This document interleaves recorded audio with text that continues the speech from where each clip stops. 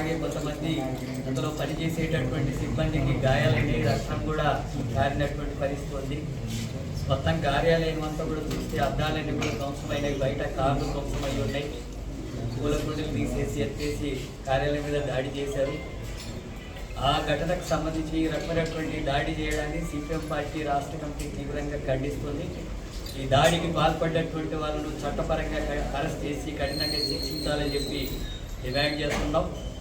మీడియాలో వచ్చినటువంటి ప్రసారాల మీద ఏదైనా అభ్యంతరాలు ఉంటే వాటి గురించి వాళ్ళు కూడా వివరించవచ్చు, వాళ్ళు కూడా వాటిని ఖండిస్తూ మాట్లాడవచ్చు. ఇంకా అంతకంటే అది ఇబ్బందికరమైనటువంటి అంశంగా అవాస్తవాలై ఉంటే లీగల్గా కూడా ప్రొసీడ్ కావడానికి అవకాశాలు ఉంటాయి.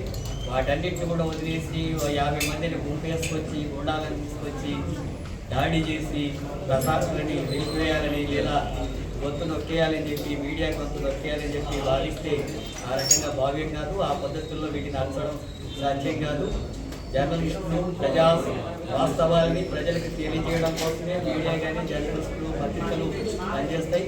అలాంటి వాటి మీద ఈ దాడులు చేసేటటువంటి దాన్ని ప్రజాస్వామిక వ్యవస్థలో ఇది కుదరదు. ఇదంతా కూడా నియంత్రణతో ధోరణి అనేటటువంటి వస్తుంది. గుండా రాజ్యం కొనసాగినటువంటి పరిస్థితి వస్తుంది. కాబట్టి అలాంటి అరాచకాలకు పాల్పడేటువంటి వాళ్ళను చట్టపరంగా కఠినంగా శిక్షించాలని చెప్పి సిపిఎం పార్టీ డిమాండ్ చేస్తారు.